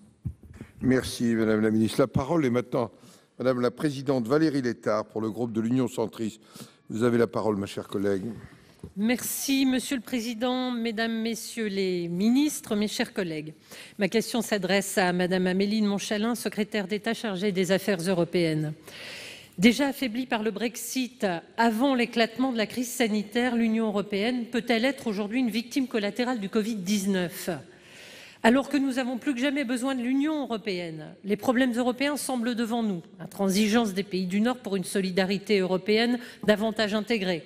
Choix américain des Allemands pour l'application de tracing qui laisse la France bien seule sur la scène européenne avec son stop Covid. Fermeture des frontières, restriction de circulation des biens et des personnes. Les impacts de la crise sanitaire sont très nombreux et touchent beaucoup d'aspects de notre quotidien. Ce sont autant de difficultés que l'Union européenne aura à surmonter pour permettre une véritable relance. C'est dans ce contexte que l'on observe aussi aujourd'hui des replis aux frontières que l'on n'avait plus observés depuis Schengen. Comme me l'a indiqué mon collègue Claude Kern, mais aussi tous mes collègues frontaliers, de nombreux points de passage vers l'Allemagne ont été fermés. Des Alsaciens travaillant en Allemagne doivent attendre des heures aux postes frontières pour des contrôles administratifs et policiers tatillons, générant des tensions de part et d'autre de la frontière. Derrière ces problématiques se joue pourtant l'avenir de l'Europe, dont l'enjeu est bien celui d'une coopération décisive et stratégique entre les États membres. Si aujourd'hui les États gèrent chacun de leur côté la crise sanitaire, et c'est bien logique, la vie doit continuer et repartir maintenant. Et les échanges transfrontaliers, quelle qu'en soit la nature, s'organiser dans les meilleures conditions de sécurité et de bonne volonté. Dans cette optique, Madame la Ministre, quels sont vos échanges avec nos pays voisins, en particulier l'Allemagne, pour faciliter la situation des travailleurs frontaliers? Plus globalement, quels échanges avez-vous engagés avec l'ensemble de nos voisins pour anticiper la sortie de crise et permettre un retour progressif à la normale? Dans cette période où nous avons tant besoin d'une Europe qui parle d'une seule voix, d'une Europe forte, relance industrielle, enjeux sanitaires, transition écologique et numérique, nous comptons sur l'action de la France pour qu'une dynamique partenariale européenne puisse être véritablement relancée. Je vous remercie.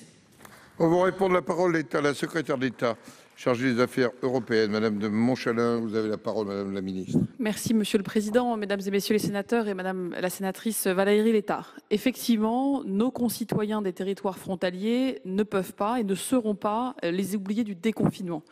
La frontière qui était pour eux invisible est subitement réapparue avec cette crise et je sais le désarroi et la souffrance que cela a pu générer. Je pense à ces parents séparés qui ne peuvent pas aller voir leurs enfants de l'autre côté de la frontière, de ces apprentis qui ne peuvent plus aller travailler dans les entreprises allemandes, de ces familles qui ne peuvent plus aller rendre visite à leurs proches dans les hôpitaux de l'autre côté. Alors Madame la sénatrice, il n'y a pas eu de fermeture complète des frontières, il ne doit pas y en avoir. C'est l'objectif bien sûr au plan franco-allemand et du Président de la République et de la Chancelière, et Jean-Yves Le Drian l'a redit très récemment à ECOMAS, son homologue. Au plan local, je tiens vraiment à le saluer ici, la mise en œuvre d'une coopération quotidienne entre les 3 Länder frontaliers allemands et la région Grand Est, cette grande région aussi qui associe la Belgique, le Luxembourg, l'Allemagne et la France au niveau local qui fonctionne très activement. Au niveau national, nous avons travaillé avec Muriel Pénicaud, Bruno Le Maire, Gérald Darmanin, à vraiment garantir pour les travailleurs frontaliers les mêmes droits que les autres salariés et à neutraliser les effets de la crise sur le régime social et fiscal. Français et Allemands, nous partageons maintenant avec les autres pays voisins un même objectif. Nous donner les moyens d'une reprise de la vie économique et quotidienne tout en garantissant un haut niveau de sécurité sanitaire. Sécurité sanitaire qui peut imposer encore pendant quelques temps des contrôles proportionnés et réciproques. Et ces derniers jours, j'ai pu réunir avec mon homologue allemand tous les acteurs de la coopération transfrontalière pour identifier les points précis de difficulté. Et nous travaillons sous l'autorité du Premier ministre avec Laurent Nunez à les résoudre. Cette même consultation, je l'amène avec les élus locaux proches du Luxembourg, de la Suisse, de l'Italie. Alors, cette coopération frontalière, vous l'avez dit, a valeur d'exemple dans notre coordination européenne dans son ensemble.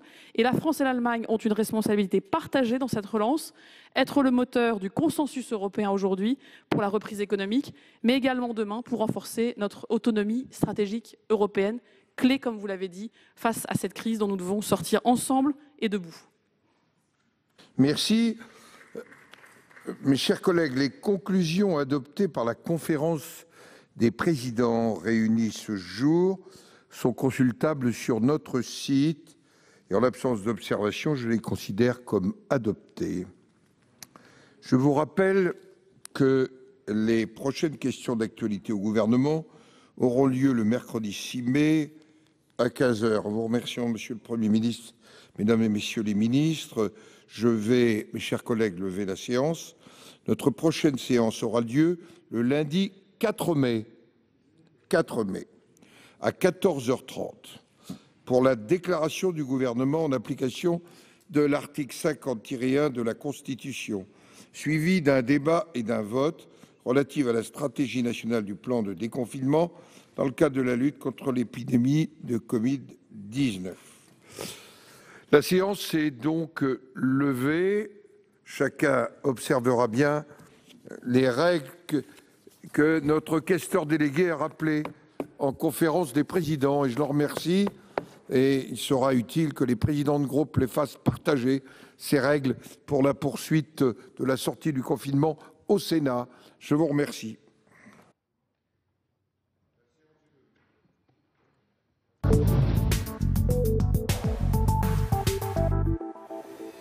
Voilà pour cette séance de questions d'actualité au gouvernement que vous avez pu suivre en direct et en intégralité sur Public Sénat. Vous l'aurez noté, à la fin de cette séance, le président du Sénat, Gérard Larcher, a également précisé l'ordre du jour pour lundi, où se déroulera donc ce jour-là le débat sur le plan de déconfinement au Sénat.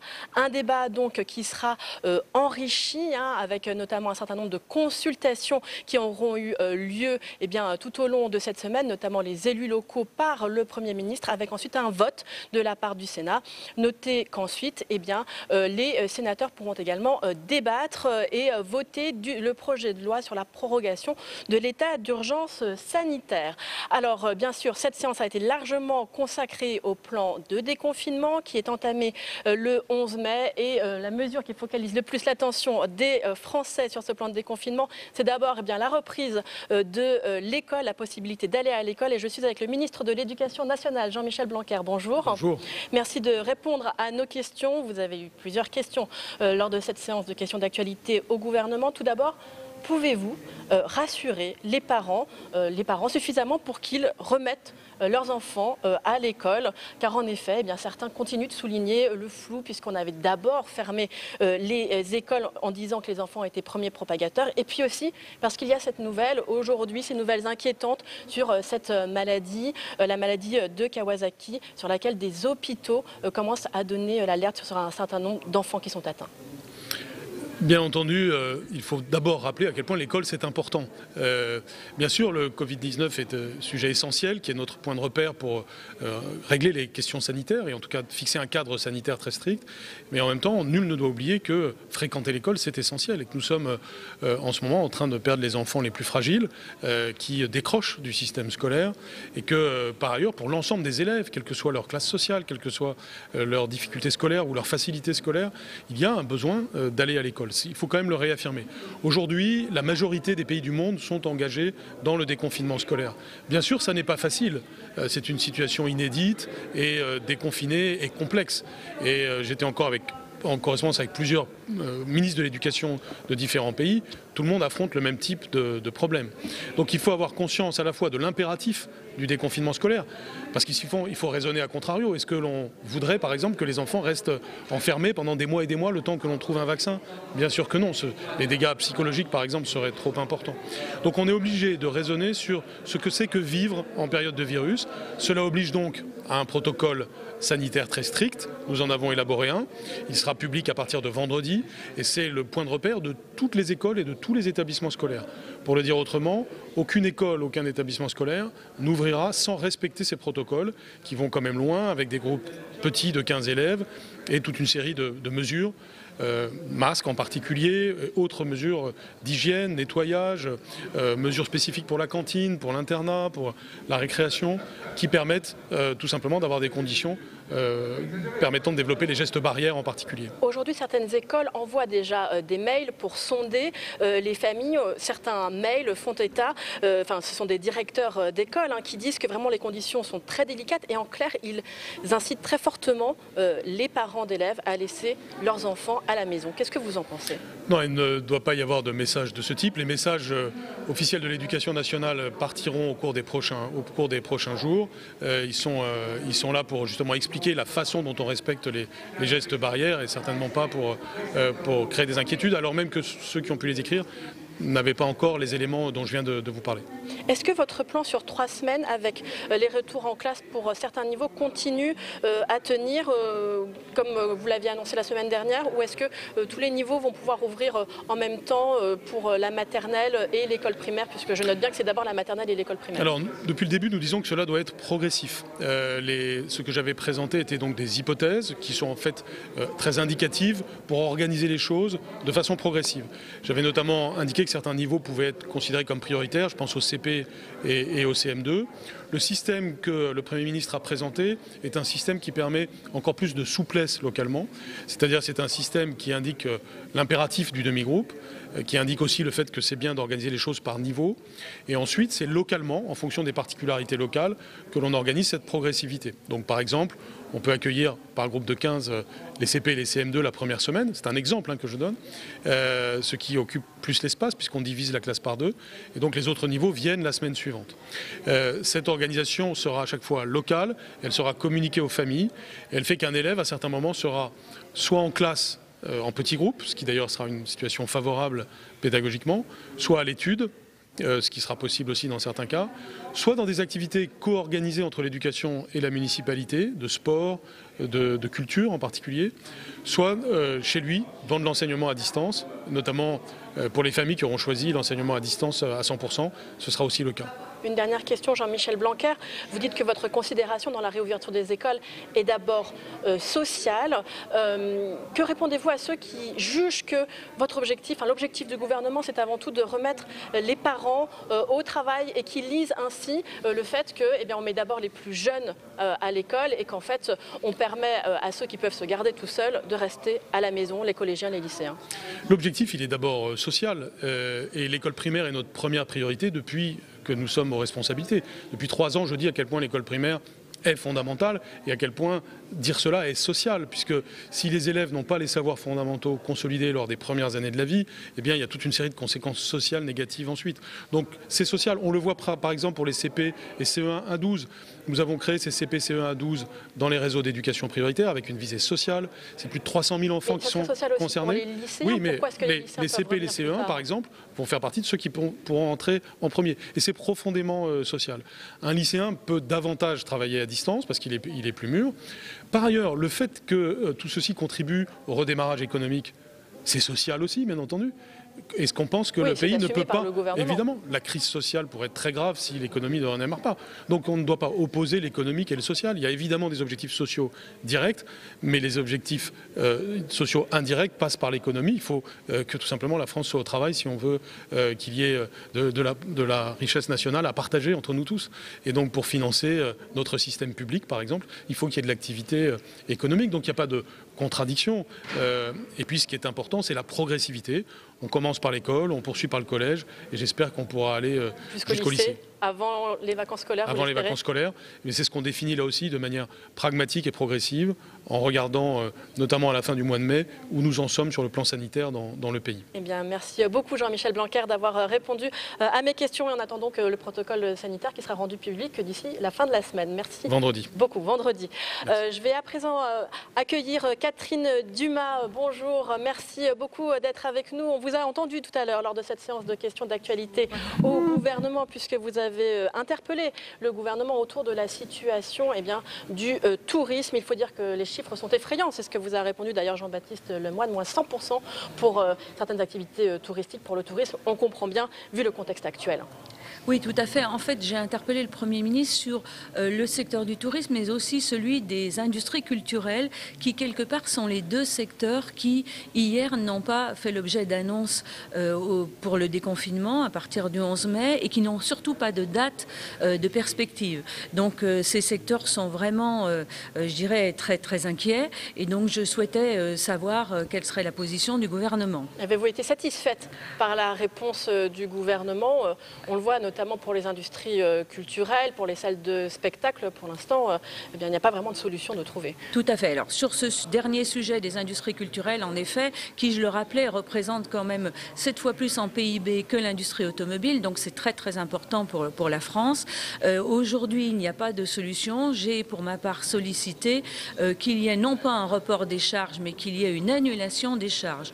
En ce qui concerne le secteur du tourisme, le ministre m'a en effet fait savoir qu'il y avait des négociations qui étaient en cours avec ce secteur, mais je voulais vraiment rappeler son attention sur le secteur de l'hôtellerie-restauration qui n'a aucune perspective, qui en plus va devoir vivre ce sujet de département vert ou rouge, qui n'aura pas de plage ouverte avant le 2 juin, pas de manifestation de plus de 10 personnes, etc. etc.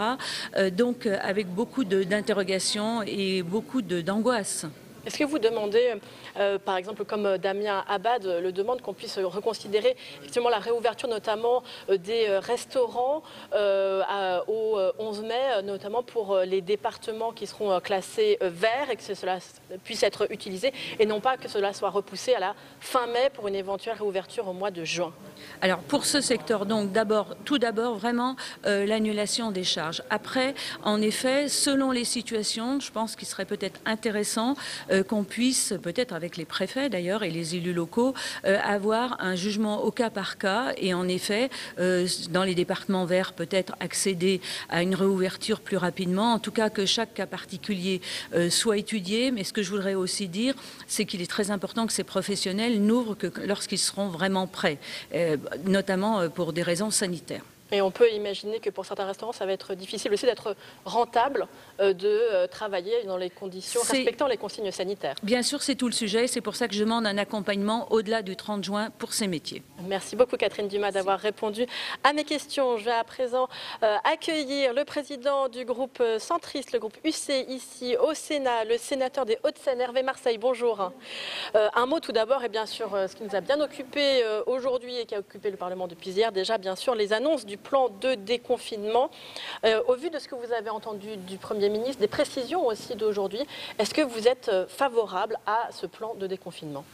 Écoutez, on aura le débat la semaine prochaine et un débat amélioré et enrichi puisqu'il y a des concertations aujourd'hui même avec les préfets, demain ce matin avec les élus locaux aussi et puis avec les partenaires sociaux. Donc nous bénéficierons au Sénat d'un plan, j'allais dire, amélioré, j'espère, et en tous les cas rehaussé. C'est un motif de satisfaction pour vous de pouvoir avoir ce plan plus précisé, mais de fait, ça ne sera pas la même chose que cette semaine. Et certains disent que, du coup, les délais, encore une fois, pour voter et se faire une idée de ce plan vont être vraiment très courts. Je crois qu'on avait eu la bonne ligne au Sénat, puisque dès le départ, nous avions demandé à avoir un débat global. Souvenez-vous, on nous parlait de tracing, on nous parlait de déconfinement.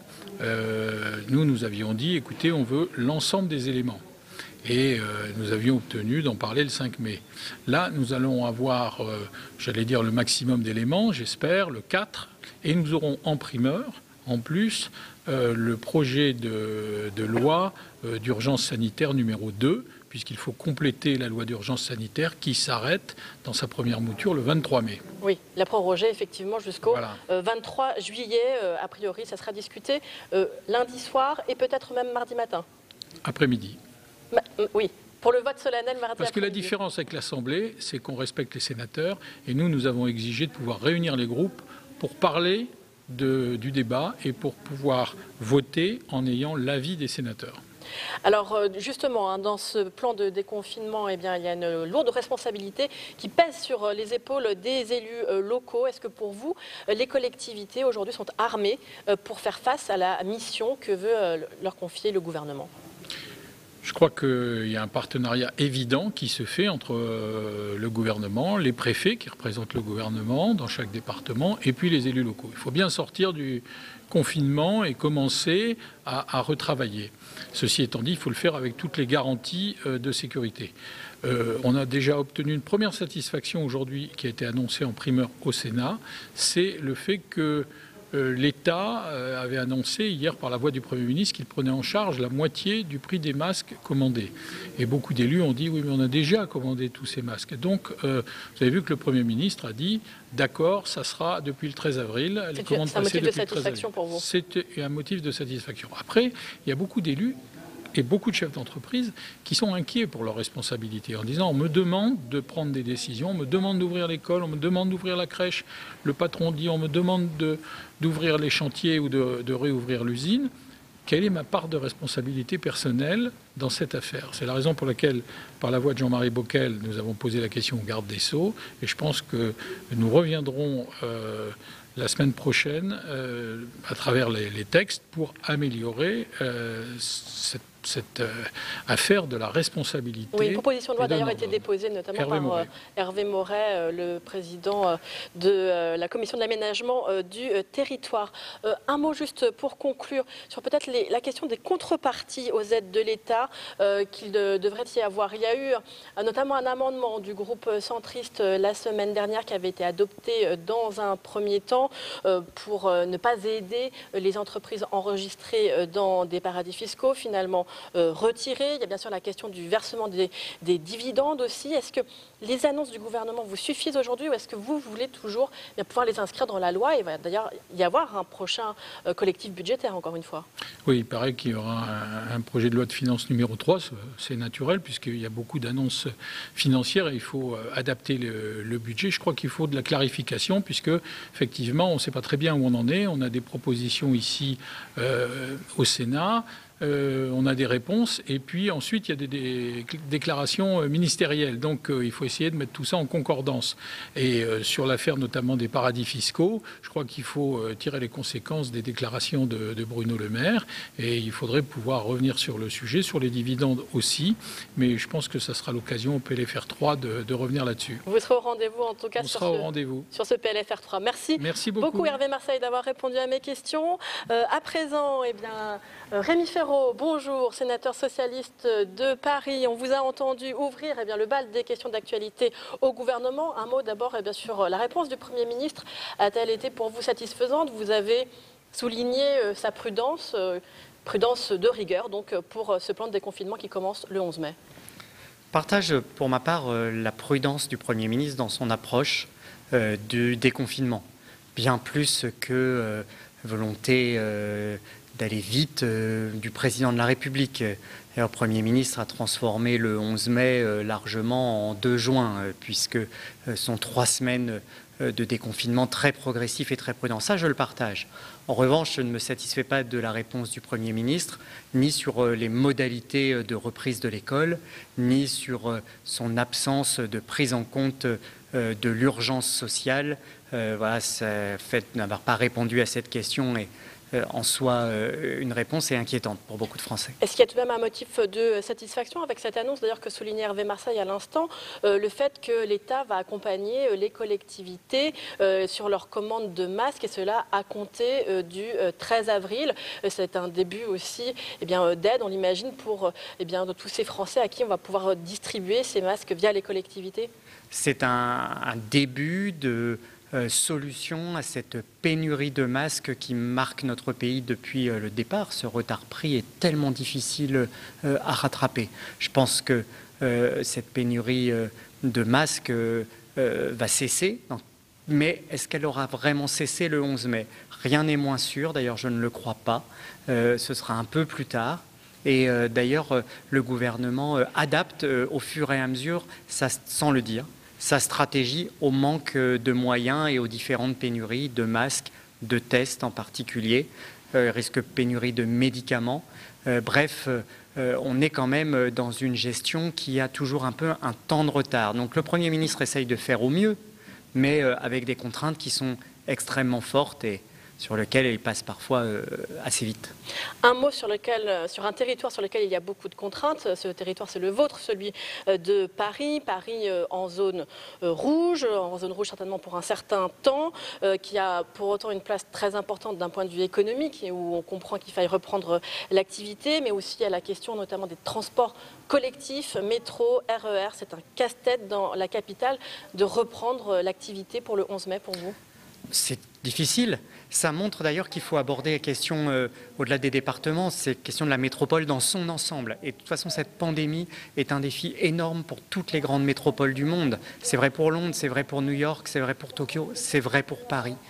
Cette question des transports, là aussi, elle nécessite absolument qu'il y ait des masques pour tous les voyageurs. Elle nécessite que les collectivités locales, les communes, la région, l'État, la RATP puissent travailler ensemble. Le temps est très court d'ici le 11 mai. Donc, Valérie Pécresse a annoncé déjà un certain nombre de distributions de masques, notamment dans les gares, via Île-de-France Mobilité. Ça, c'est un... Tout à fait, mais est-ce qu'on a la garantie que ce sera le cas pour le 11 mai? C'est là encore, voilà, il nous reste quelques jours pour répondre à cette question, c'est absolument indispensable. La pandémie est en train de reculer en Île-de-France, elle peut reprendre très vite et très fort, il faut tout faire pour l'éviter. Donc évidemment sur les questions scolaires et sur les questions de transport public, c'est un enjeu énorme, surtout si nous ne voulons pas reprendre évidemment une circulation automobile infernale, un retour de la pollution, il ne faut pas non plus qu'il y ait de retour en arrière de ce point de vue-là. Donc c'est en effet des enjeux très difficiles avec un temps très court qui est devant nous. Un défi de taille. Merci beaucoup Rémi. Merci à vous d'avoir répondu à mes questions. J'y faisais allusion à l'instant. Édouard Philippe, le Premier ministre, est également intervenu dans l'hémicycle tout à l'heure pour préciser un certain nombre d'annonces sur la doctrine de l'État en matière de masques, l'accompagnement des collectivités pour l'acquisition de masques par l'État. On écoute le Premier ministre tout à l'heure. Je crois qu'il est plus juste d'étendre ce dispositif à toutes les commandes de masques passées depuis que le Président de la République a évoqué la date du 11 mai. Parce que dès lors que le Président de la République évoque le 13 avril, la date du 11 mai, il me semble que toutes les commandes qui ont été passées par les collectivités territoriales à partir du 13 avril doivent bénéficier du même accompagnement et du même encouragement, je dirais, que celui que l'État proposait hier par ma voix, hier à la tribune. Donc, voilà, les choses sont claires. S'agissant des collégiens, l'État fournira. Et s'agissant de l'ensemble des commandes passées par les collectivités territoriales pour équiper les populations de masques, l'État accompagnera pour les commandes qui sont passées à compter du 13 avril.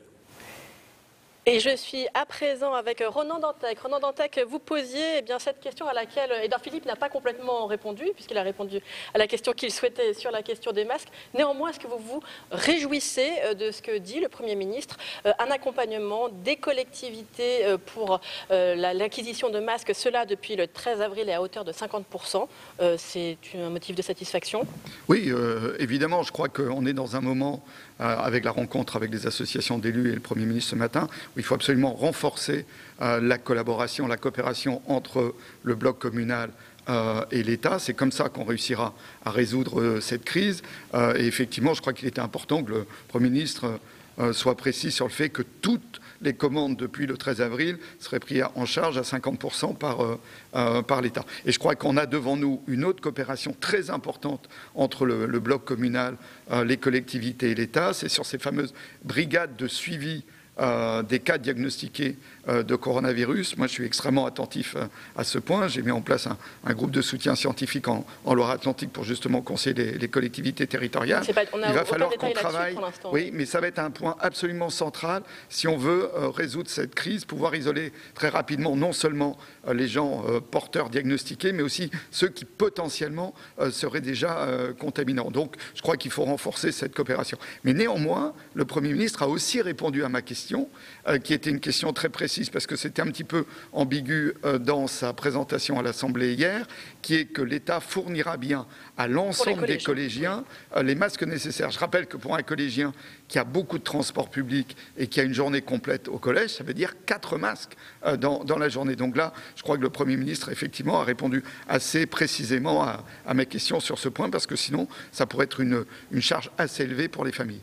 Plutôt un motif de satisfaction donc pour vous, Ronan Dantec. Oui, voilà, je crois qu'on a joué notre rôle, qui est ces questions d'actualité dans la crise que nous vivons ne peuvent pas être un lieu de posture et de polémique, comme on en a peut-être un peu l'habitude des fois. Je crois qu'effectivement, on a besoin de questions d'actualité qui permettent de préciser des points qui restaient ambigus. Et là, sur 2 points précis, effectivement, Édouard Philippe nous a répondu. Bien, merci beaucoup, Ronan Dantec, d'avoir répondu à mes questions.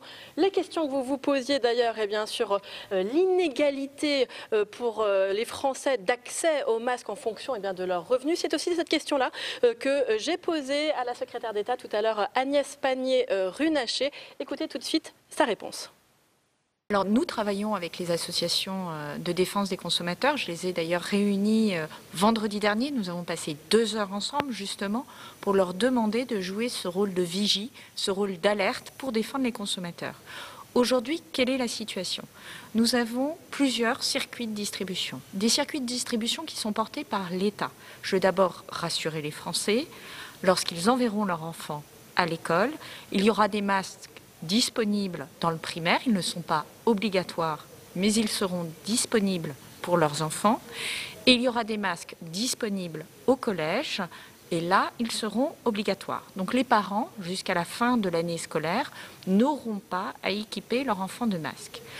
Deuxième chose importante, pour les personnes vulnérables. Excusez-moi, ça sera fourni par l'État, ces masques dans les collèges. Tout à fait. Moi, je suis en train d'acheminer dans les écoles et les collèges des volumes de masques textiles et de masques à usage unique, parce que probablement qu'au début, les masques à usage unique seront plus simples, en taille pédiatrique.